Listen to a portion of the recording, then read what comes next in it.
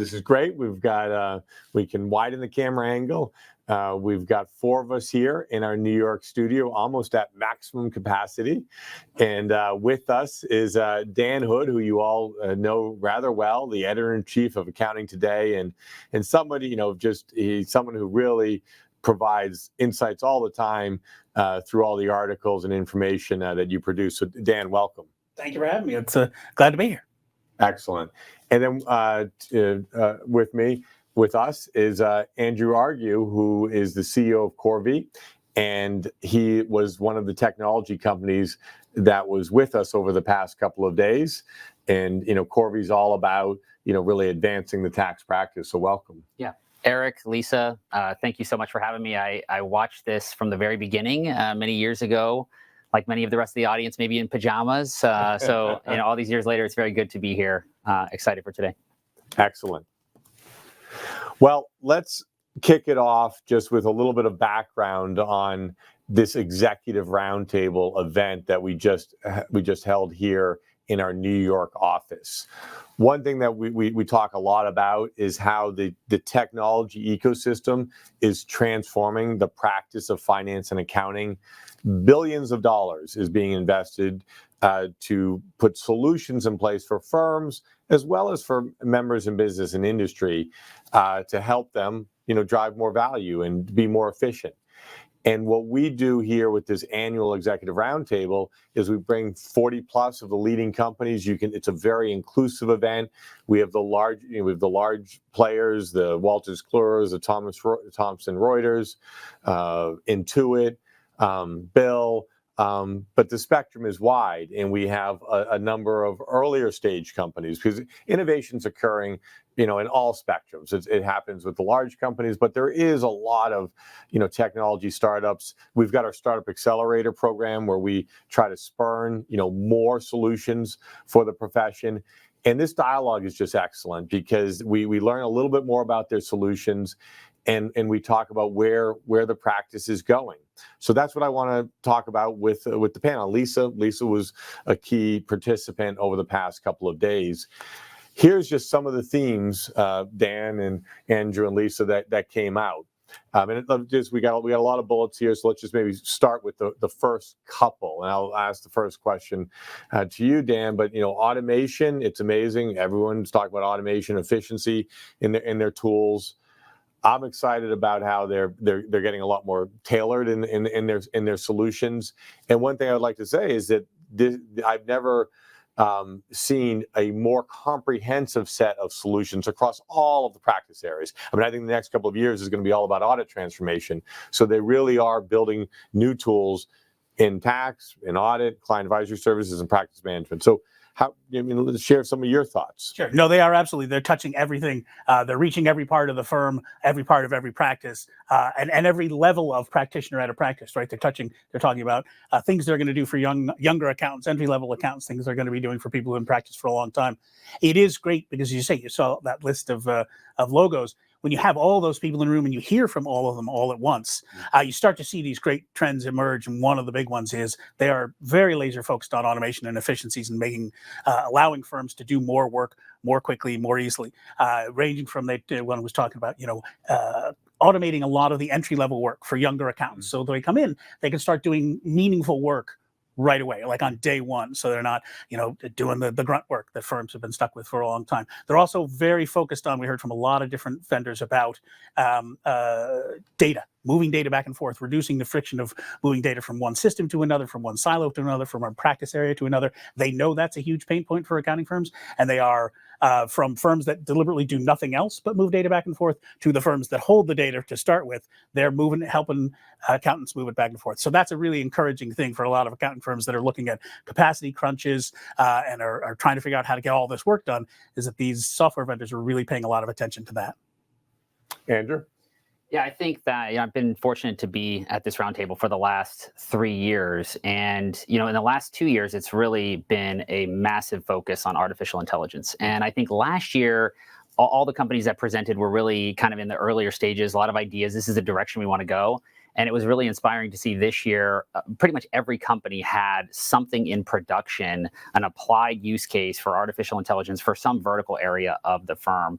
And, they were all over the board, as we kind of mentioned. And I think we had a couple of practitioners come up on a panel and started to ask, how is this really impacting inside of the firm? And I think they were pretty candid. When some of these tools first came out, a lot of people were afraid, like, am I going to lose my job? Are these going to replace? And I think they've gotten to the point now where they're seeing a lot of tasks that people do in different roles are getting consumed into these applications. And then they're having to move people's roles into other types of work.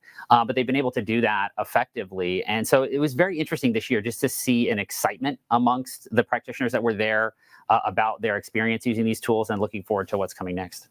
Yeah, well said. I mean, we had the cloud computing movement, which really transformed how firms could interact with their clients, and as well as how members in business and industry kind of could work with their finance teams. This AI movement does seem to be accelerating the role of the advisor, because you automate better. We've had AI in place for a number of years now. It's this Gen AI movement, but it's all coming to fruition more and more. And it's going to allow these firms to really focus on the trusted advisor role more. But let's just dig down into the big technology topic, artificial intelligence. One thing that we saw, we had about 45 companies give us updates on where they're at. Dan, and almost all of them have a Gen AI agent. And what is a Gen AI? It's like Microsoft Copilot. I think we all know Microsoft Copilot. And a lot of them are they're naming them, so we have a lot of names out there.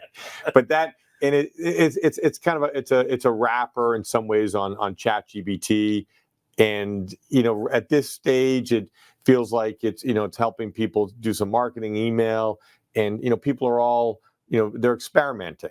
But and you've seen a lot of these kind of technology adoption movements. So how do you see this right now? It's very much it's early days. A lot of people will say, "Oh, I could put a wrapper on ChatGPT and name my firm name on it, or put usually a woman's name. Not quite sure why, but it's common to see that people are picking that up.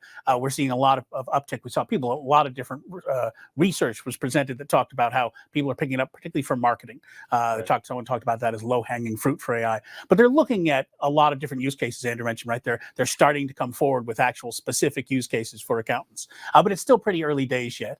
And what was interesting to me was a lot of them talking about the principles that they're working on with them. They're coming up with use cases, but they're also saying, what is this going to mean for accountants, and what is it going to mean in terms of how they deal with their clients and how they interact with them, and can they rely on this on the tools they're using in the AI. It's really interesting. A lot of them talk about transparency and the need to make sure that the accountants who are going to use these tools know what goes into them, know that they can rely on it. There's what they call the black box problem, which is you put data in one end, you get a result out the other end, you have no idea what's in the box, you have no idea what's in that box. And that's a trouble for accountants, right? Because they need to be able to say to a client, yes, this is how we got to these numbers, this is how we got to this result. And when it's something as complicated as AI, it's really important that you're able to come with some confidence to a client and say, yeah, we used AI for your thing, for your engagement, and you can rely on it because we know what's in it. So there were a lot of the vendors who were talking about transparency and that importance, and how they want to make sure that the accountants know what's going on inside. Well, thanks, Dan. And Lisa, you and I are both looking at a lot of the questions that are coming in here. AI's role in helping with the shortage of CPAs, or even, grunt work is a great teacher. So what are we going to do? I survived a lot of grunt work. Right. And I understand why we think that it's a good teacher, but now there are new ways to teach. And, I was reminiscing earlier about the good old days when I was manually footing a trial balance. Well, I don't think we need to do that anymore. So we can use case studies, we can play in a sandbox, we can do other things to help people entering the profession understand some fundamental concepts. But they are more than eager to use technology to work smarter, to work more efficiently. And a lot of this technology is going to give those quality guardrails that we're all really focusing on as well. So it's going to increase quality and efficiency by moving some of that grunt work, some of that mindless work into, behind the scenes. And then what comes out of that is using these tools to help upskill and get the grunt work off of the plate of a new person, so that they can be focusing on higher value work. And things that we've talked about, it is the great equalizer. For firms of all sizes, can leverage these technologies. So I think it's an exciting time. There was really good discussion around responsible AI. All the firms are thinking about that. You just mentioned a number of the key areas: transparency, security, and privacy. So that is top of mind, and we're all watching, what's happening from a legislative standpoint related to that as well. And the final topic here is just this growing influence of private equity. That's really not related to the tech companies, but it is something that we discussed.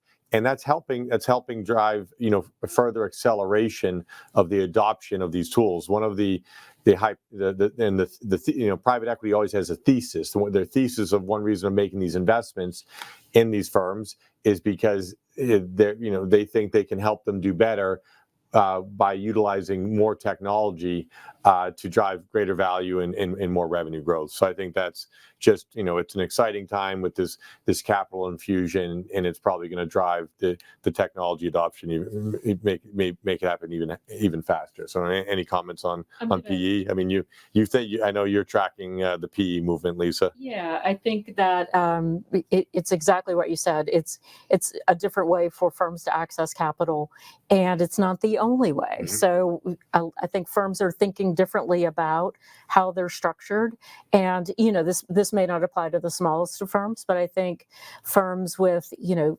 50 professionals and up are really thinking about how are we going to structure and how are we going to ensure that we have the capital that we need to invest in technology, to invest in people.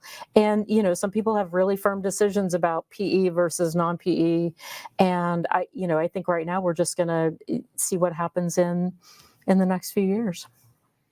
Well, what we're going to do now is we talked a lot about technology over the last couple of days, but actually we also talked a lot about the evolution of these different services. So you look at where client advisory services has gone over the past decade, and one big topic, Andrew, and that's what I'm looking forward to discussing with you, is the evolution of tax services.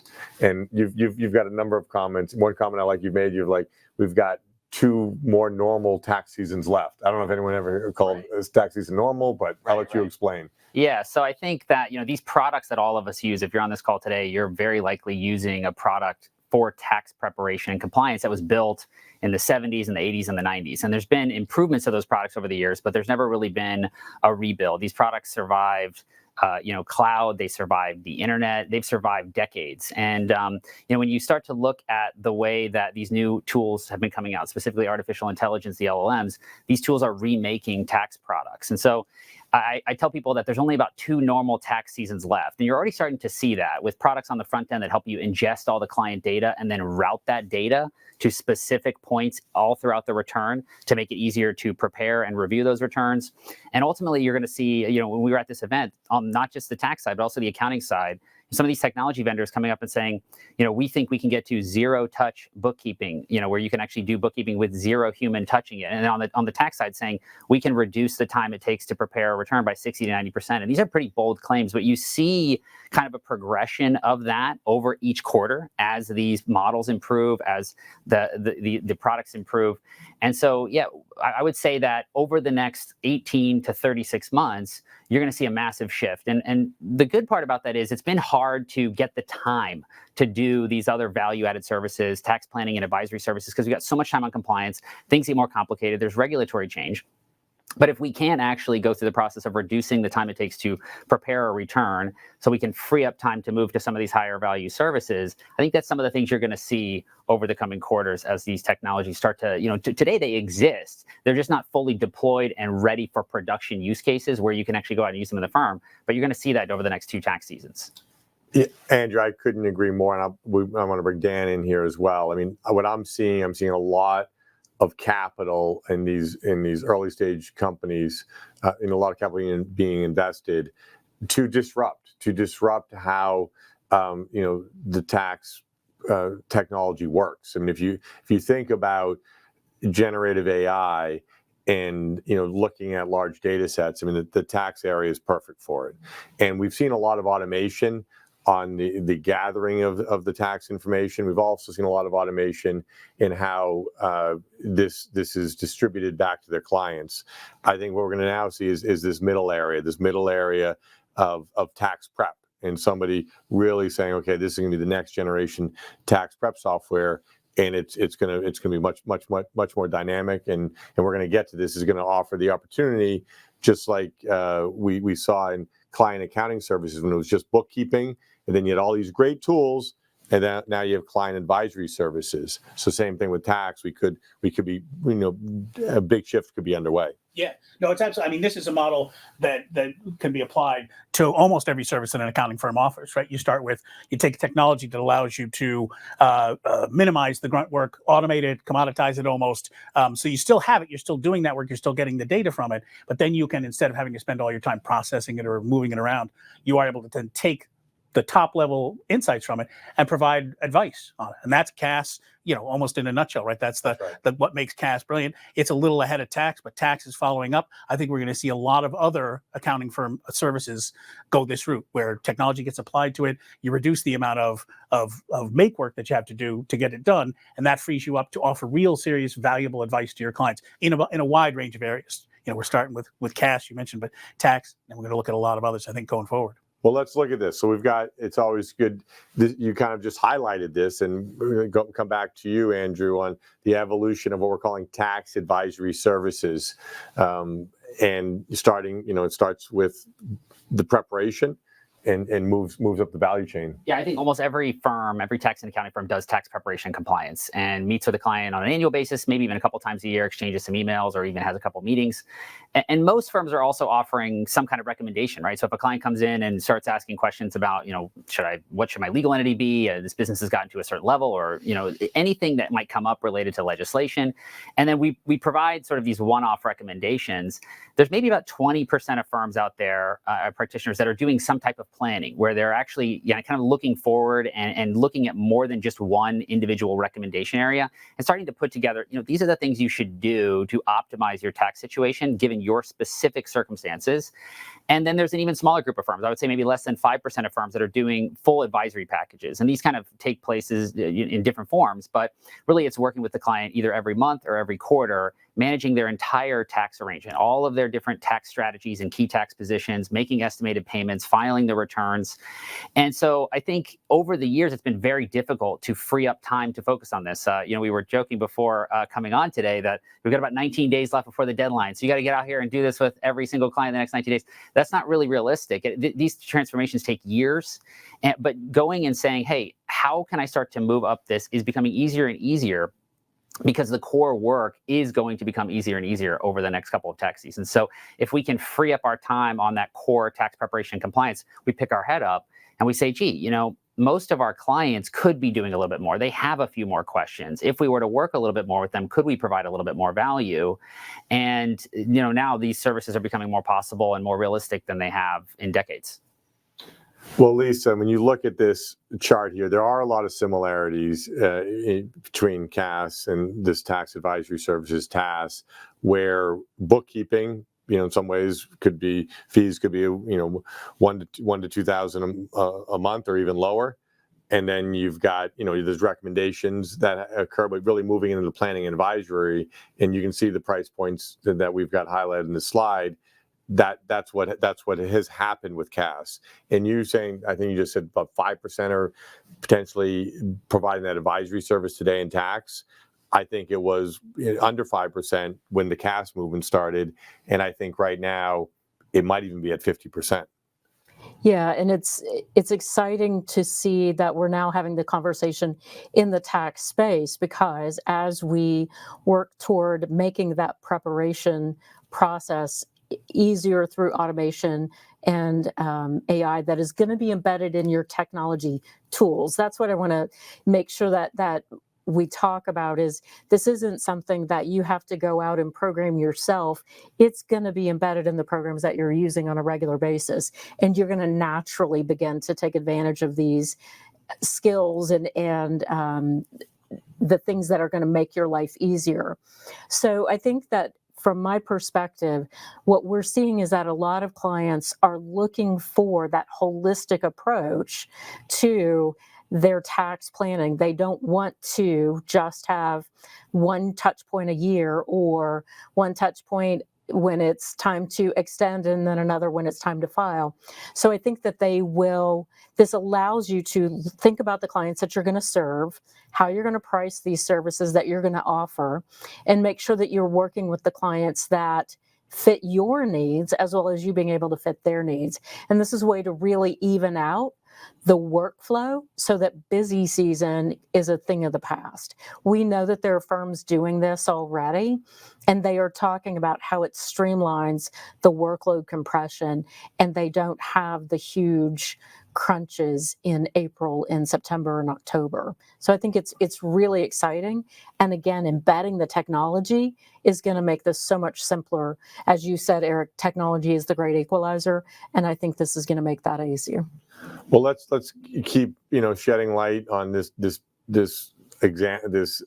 opportunity here related to tax advisory services. Questions coming in, Andrew, on small firms. I mean, and I in some ways I think this is all about the small firms. Yeah. Yeah, I think for small firms, it's easier to adopt. It's just generally easier to change if you've got a small team and you can go than once you become a really large organization. But this is a great example of a business and an individual where you were to go through and try to estimate how much can I save them. Right now, that's actually quite a difficult thing to do. Most people, what they might do is open up their tax software, create a shell return, and try to figure out, okay, based on what this client says they're going to do this year, how much do I think they're going to owe in taxes? If I made some recommendations, what do I think I could change that to? But really, in the area of tax, what most clients are thinking about in terms of getting more value from a tax engagement is what would my savings be if we were to do this? And so that's kind of the first thing. And once you can kind of start to discover what that is, you start to look at, okay, how do I wrap this into a different engagement? Rather than just working with them once a year, how do I do planning with them? How much do I charge for that? And then if they say, oh, there's 12 different tax positions or strategies that they could do, maybe they only want to do 6 or 8. And so of those 6 or 8, I need to, and then help them implement those, make sure that they actually take the actions in their business and their life, and then also make sure that those are documented and the substantiation is there so that we can take that position on the return. And then ultimately that makes the preparation a little bit more complicated because, hey, we were a little bit more organized, we did a few more things, and so we've got to get that done. And so this is an example of the different components of an engagement that we've seen some of the top firms doing when they really start to move into a different type of relationship. And some of them are doing this monthly, included in the cash services. Some of them are doing it just quarterly, where it's just the tax service, if they're not offering other services. And so this is just the beginnings of what firms are doing. And I think over time, these prices will change. The prices that the firms charge today are all over the map. But this is kind of how some of the best firms are thinking about making this move today in the early stages of technology. When you look at CAS, one of the reasons why that's been so successful is because the technology there is so mature. On the tax side, we're really at a beginning of a new wave because of artificial intelligence that is going to take place over the next couple of years. But these CAS tools are so mature, and it's been going on for so many years, that they're a couple years ahead of where we are on the tax side. And a tax prep software tool is not an easy software tool to build. That's another reason why there hasn't been a new entry. Yeah, in the last 20 years. There's been, less than a half a dozen, maybe 4 or 5 companies that have tried to say, let's actually go out there and let's make a new tax software. And really, no one's been able to do it since 1993. That's the last company that created a standalone tax product. And so really, and that was the last one. So all the rest of them were built in the 70s, the 80s, and the 90s. And so that core architecture, when you look at all the forms that you have, and some of them have calculations, some of them don't, how they all fit together, how they concatenate into a final return, all of that has been relatively the same for about 30 years, even more than that. And so, but all of that is kind of at the early stages of being transformed. So Dan, one, questions that always come up is, okay, what's, my role? And when you really think about, the role of the firms here, it's all about the clients are looking to outsource this work. So even though this automation is happening, the do-it-yourself, movement is kind of plateaued. So this really here is about firms, what they've always been doing the last 30 years. And they have this tax prep software has done them really well. and just continuing to ride the next wave of capabilities. Right.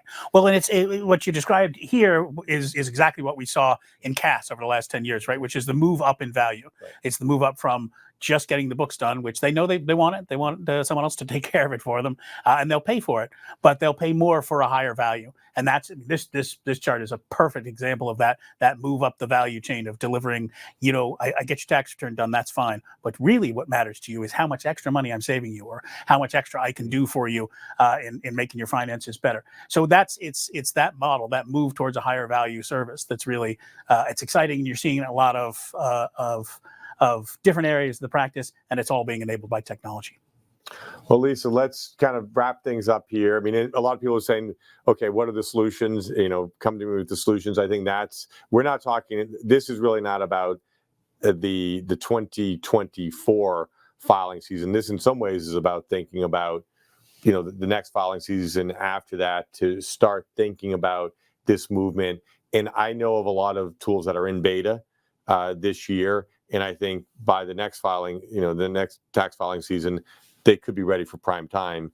So it's a good discussion for us to have on the town hall, and I think it's something we'll come back to on the town hall where we can talk solutions per se. Yeah, exactly. I think again, it is September 26th, so you've got a few weeks. If you're in the tax space, you're dealing with an upcoming deadline, but be thinking about the clients that you have coming through your process right now who might be ripe for that next deeper conversation.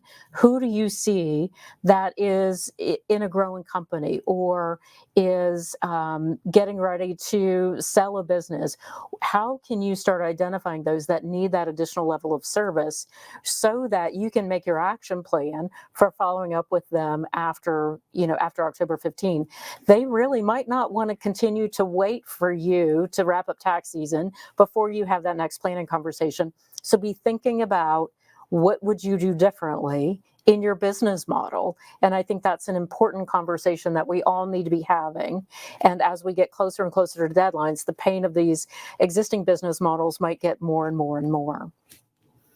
So this was, this firm transformation concept. It was the last topic that we had on our executive roundtable.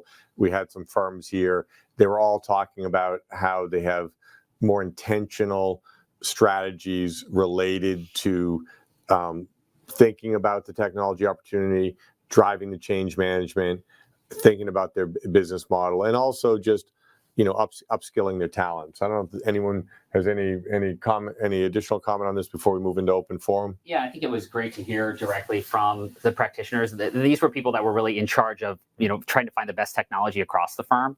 And I thought it was really cool. They said that, there's a lot more collaboration between firms now. So if you're looking for something great, one of the best places to go is to another firm. What are you using? What are you really seeing that's working and adopting and that you're able to adopt? And they called it co-opetition, right? So not so much a competition mindset, but how do we work together to figure out what are really going to be the things that are going to make the most sense?